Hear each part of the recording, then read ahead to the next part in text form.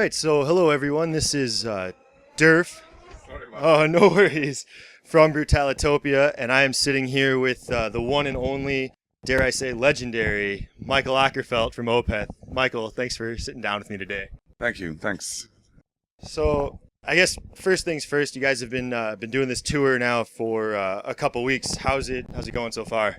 It's been good. Yeah, we had a pretty good run. It's a so-called secondary market store, so we're hitting smaller cities outside of the main cities and some really remote places. But people come out to see us, so it's good. Awesome. On these kind of secondary run tours in the smaller markets, do you notice a big difference in the crowds other than, like, I mean, tonight you're in Joliet, which is right outside of Chicago. So is there a big difference in those crowds and the people who come to see your shows? No, I can't say. I mean, it's been pretty well attended these couple of shows, so haven't seen a big difference. People come out, and even like we played in Nova Scotia, in Halifax, like as far east as you can get in Canada, and people come out. I'm not sure if they go to any metal shows because there's a few shows there, but I won't speculate. But it's been very good. I know that a lot of times when I see that bands are coming to places like this, and anytime I've been down here to see a show, it's always packed. It seems like people just get really excited that there's any band, let alone a band like you guys coming through here. So I noticed I took I don't do this a lot of times, but I took the liberty of looking at your set lists on the internet, and I noticed that you've kind of gone back to playing a mix of some of the newer, I don't want to call it softer music, but you're mixing that newer progressive heritage sound with some of your older music. And was that a conscious choice you guys decided to make? Yeah, I mean, people, initially when we started touring for Heritage, we played a lot of songs from the record, and like on this run, we're like closing in on 200 shows for this tour. So we played every song on the record, and this one, obviously, it's our third time in North America, so we always thought of bringing back some of the songs from the past records and some of the more heavier songs. Initially we wanted to promote Heritage more than the others, but now it kind of settled into the discography, so it's not necessarily just promoting that record, promoting the band as such, so it's I mean, we're mixing it up and people seem to like it. There's I think there's only 2 Heritage songs which I miss them, I miss playing some of those songs, but I still like playing the old shit too, so it's cool, That's fantastic. I know that I was reading interviews when you were releasing Heritage, and you were kind of saying that you were bored with metal, to paraphrase. I don't want to put words in your mouth, and that you were kind of just, you'd played all the songs that you'd played before, and you were kind of tired of them. So in picking the older songs that you're playing on this tour, were those songs that you missed playing? Were they songs that you thought that fans would want to hear, a mixture of the two? It's a little bit of both, I guess. We do want to be up there playing songs that we like to play, and there's, I mean, even songs that we play to death, like the Drapery Falls, songs like that, we still enjoy playing those songs, So on this tour, we have a few obscure numbers, we have a few remakes of older songs, or one remake, you could say, and a little bit more jamming going on. There's some really heavy songs like Ghost of Perdition and Deliverance is in there, and we know that our fans, or whatever you call them, they like those kind of songs, and we like playing them. So they are in there as some, as is some new like Heritage stuff and some Damnation stuff and some Ghost Reveries. It's all sorts of songs in there. And I'm not bored with metal. I love metal, which is why I get upset with it sometimes. And I'm only talking about contemporary metal.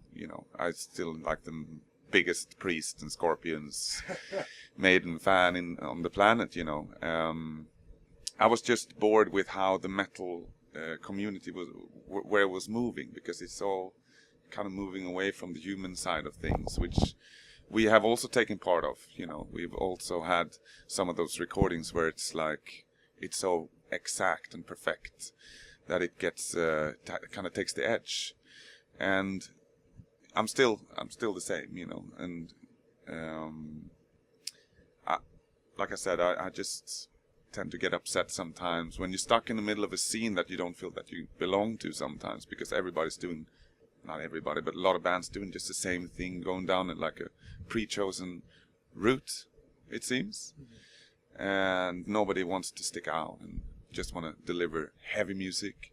And that's also one thing that has bothered me, is that what metal is to some people, you know. For me, it's the older bands, you know, like people say that Maiden, that's not heavy, you know. For me, that's heavy metal, you know. And it seems like a lot of younger metal fans, I guess especially, only think it's worth calling metal if it has some screaming vocals, you know. And they seem to have forgotten about the history of this form of music, which I guess to a certain extent we want to bring back. And I also like that, you know, with the Heritage record, I think it's hard rock, prog rock, whatever you call it, record. It's just easier to listen to, you know. Like when we play music, say, here on the bus, whenever you put on like a Deep Purple or Zeppelin record, it sounds amazing. And when if you put on something new, you can't barely hear what's going on. It's just, you know. So I don't know, I have a chip on my shoulder about contemporary metal. And there's not a lot of bands that I hear that I think are doing anything that interests me anyways. But for me to go and say like the whole metal scene is crap, that's not correct. You know, I love metal, which is why I allow myself to get a bit upset sometimes. Okay, well, I I appreciate that clarification, and I apologize for misconstruing those articles. And it's actually funny you mentioned that. I had the pleasure of actually interviewing Steven Wilson a few weeks back, and he had a lot of very similar things to say about the state of metal and the state of just kind of music in general. And he could only list maybe 4 or 5 contemporary bands that he really felt delivered on the promise of music and the album as an experience and as a story. And is that something that's also important to you? The album is a whole kind of unit, not just separate songs. Yeah, we never known anything else, you know, than the album. We never had key songs, you know. Or we never picked key songs. Like Blackwater Park, like I said before, Drapery Falls is a popular song, but for us it was just a song on the record, you know. Right, it wasn't something that you sent to the radio station. No. Well, they picked that song. Okay. The label that we were on at the time did a horrible edit of the song. They just cut it in half, so they could play it on the radio. But I mean, I don't really care. You know, that's a good thing, because I don't care about individual songs. I care about the album as a whole. So whenever the record label want to pick a single, I'm like, whatever you want. You know, it's fine with me, because I love them all, and it's all part of a record, and I want people to hear a song and go and check out the album. So the album is very much important to me, you know. As you know, me and Steve had this conversation a billion times about the importance of albums as opposed to singles and stuff like that. We have never belonged to that type of scene. Porcupine Tree never belonged to that scene. I think they tried a little bit with Lightbulb Sun and Stupid Dream to have a more like songs that sound more radio friendly without kind of giving up their own artistic integrity. But really, neither us or them has ever belonged to that scene where you have, you know, a couple of strong songs and then fillers, you know.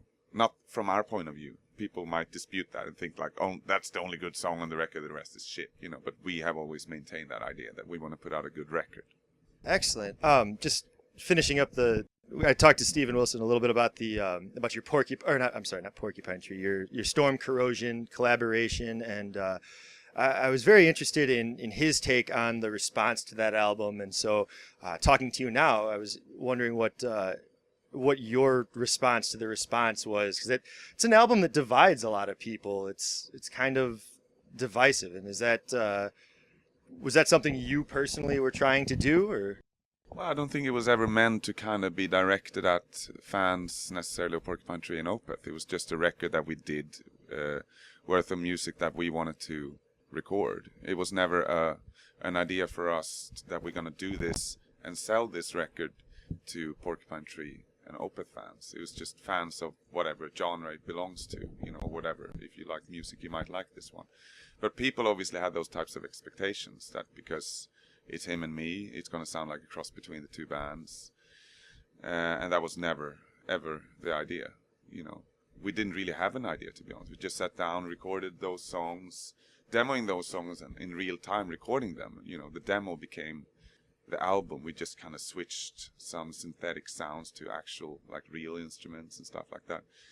And I could see, obviously, people saying, that's the most boring shit I ever heard. It's not metal. And no, it's not metal. It's never meant to be metal, you know. It wasn't supposed to be anything. It was supposed to be what it is, I guess. And it was we didn't have any plans. We didn't have a sound. But we had a mutual interest and love for music forms that we haven't necessarily been able to kind of showcase in our respective bands. And this was it, you know. And maybe it's a one-off thing. Maybe we'll do more. But, you know, I will never participate in a project or a band that has a pre-made audience, if you know what I mean.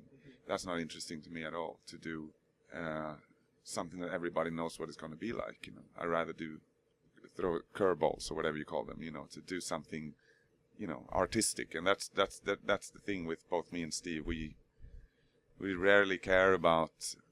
We want to sell records and we want to gain commercial success, like, because that's nice, right? But we would never compromise the music, you know, or kind of custom write music in order to reach any form of commercial success. And any success that we've had with Opeth and that he's had with Porcupine Tree and his solo stuff has been based on our individual kind of tastes and ideas and needs, if you will. And you put something out and you're lucky that people like it. So whenever people have pre-made conceptions of what a record that's coming out, I think in 95% of the cases they're going to be disappointed, you know. So, I mean, Stone Corrosion was just, you know, me and him hanging out and writing some stuff, you know, and put it out. And I think some people hate it, but some people absolutely love that album. So that's all good, you know. It's never going to be a massive commercial success. This project, it's just a need for us. Yeah, and I'm glad you brought that up. I admit I was guilty of having kind of some preconceived notions about what that record was going to sound like, and then the first time I heard it, it blew me away. It was so different and just absolutely not what I was expecting, and I thought that was great. There's a lesson there, I suppose. So, so in terms of being able to, like, creative outlets, obviously that was a different project than Opeth, which is a different project than when you were doing Bloodbath. Are there any kind of creative outlets that you have not yet had the chance to explore that you're hoping to in the future? Not really, you know. I'm pretty occupied with Opeth as it is, you know, and I would love to work together with Steven again and to write more music with him. I listen to so many different kinds of music, but I don't necessarily feel I have to kind of try out every genre that I'm interested in. You know, there's, you know, I made some interviews back in the day saying I'm going to do like an acoustic record, you know, which kind of people just, wow, when is it coming out? And I was like, I just said I might want to do, you know, and all of a sudden people are waiting for a record like that. Another record that will disappoint them. But no, I can't say it really. I have right now I'm so occupied with writing for a new Opeth record, and when that's done, when it comes to recordings and stuff like that, I'll check with Steve if he wants to do something more, and then the rest I don't know. You know, if I wanna. It's not like people ask me all the time if I want to collaborate with a specific artist and, you know, musicians and stuff like that, and I don't, you know, I mean, it would be great to just write something with Richie Blackmore, but, you know, I'm not gonna go to Richie fucking Blackmore and tell him, hey Richie, I got a riff here for you. You know, you know, that's just dreams. And even if a thing like that would happen, it would never materialize. I think it would just be a complete failure. I think I have idols, but I don't think I would want to work with them. Yeah, and just kind of, if you want to talk about that, is that more because you just don't know that it would be as productive, it wouldn't live up to, like, the the dreams that you would have of that experience, or is it just because you don't think that the collaboration would be what you guys would want it to be? Or Well, I think, like most of my idols are people who made what I think relevant records 30 or 40 years ago. And I would feel embarrassed to go up to some of these cats and tell them, like, I want to write a song with you because you did this song 40 years ago, It was almost like an insult. And like they haven't done anything I like since. So that's the reason why I don't think it would work for me to collaborate with one of my idols from the past. The reason why Steven is an idol, but he's also relevant today, and he's a contemporary artist who's done music slightly longer than we've been a band, Opeth, and we always kind of had like a parallel type of career.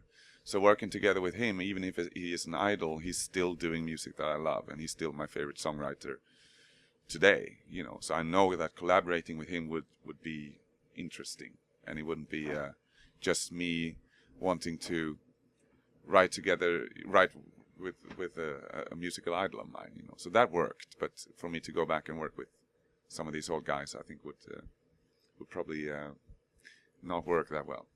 that makes a lot of sense, and that's very good. So I see we're getting the cue to kind of start wrapping up. So you did mention that you're working on writing the new Opeth record right now. Do you are there any details you can share about that, or just it's being written and you'll hear more when we say more? Yeah, I have a tendency of talking a lot about how the songs are sounding, but that's obviously my kind of perception of what they sound like. And some people's like, it didn't sound like that at all. It just sounds like shit. I can speak for myself, and I'm sure anybody who listens to this would love to hear your perception of what your songs sound like, if you feel comfortable sharing a little bit of that. I've already done into. I mean, I don't really know what's going to end up on the record, but I have 3 ideas right now, and I've been working a little bit in between tours, which I don't necessarily do. I usually have like a completely clean slate, like a clean calendar, before I really get into the songwriting. But I have made some good progress. I have maybe 25 to 30 minutes of music, and it's 3 songs, so they're quite long. And one of them is called Goblin. That's the name of the song, and it sounds like the band Goblin. So it's a complete tribute to them. Another song is a ballad type song, like a 70s sounding ballad, I guess, which is a strong, like a vocal song. It doesn't have any super technical riffs. It's just a strong vocal melody and pretty sad sounding song. And then I have a all over the place type of song, which I was writing this, and I was just lumping riffs on top of each other, but arrangements, and it was all over the place. And I kind of outgrown that style of writing, because that's the way I used to write on the first 2 records. And I was like, I have to kind of stop myself here and kind of, arrange this a little bit nicer and kind of, smooth the edges, if you know what I mean. But then I was like, why? No, I'm just going to let this song be the schizophrenic kind of, doesn't make much sense, but I kind of like it type song, So it's really long. It's heavier than the Heritage stuff in terms of there's more riffs, and it doesn't have a theme. It has several themes, but it has no reoccurring theme. You might think that this might be the theme for this song, but it's not. It just disappears and it moves on to the next. So it's kind of fun in that way to kind of. It's quite youthful, this song. But I still have a lot of work with that one, and I have shitloads of ideas that I'm still gonna demo when we finish touring. Excellent. Well, I know personally, I can't wait. I'm always excited for anything you guys put out, and it's very good. And I guess just wrapping up, we for all our Brutalitopia interviews, we like to kind of end on a lighter note. And this is going to be I'm treading dangerously, I know, but I was sitting at the bar with my girlfriend before I came to talk to you, and we were chatting up another guy who's coming to see the show tonight. And when I told him that I was coming to talk to you, he wanted me to tell you one thing, and he wanted me to tell you that Camel is overrated. And What an asshole. What? You want? Where is he? I'm going to punch him. You're gonna punch it. So, yeah, okay. Well, we just wanted to see what the response would be. So, Garrett at the bar, man, you better watch out. Michael runs into you, you're done. It's of steel coming your way. All right, well, Michael, thank you so much for sitting down and talking with me today, and good luck on the rest of the tour. And I'm looking forward to the show tonight. Cheers, man. Thank you. Thanks for having me.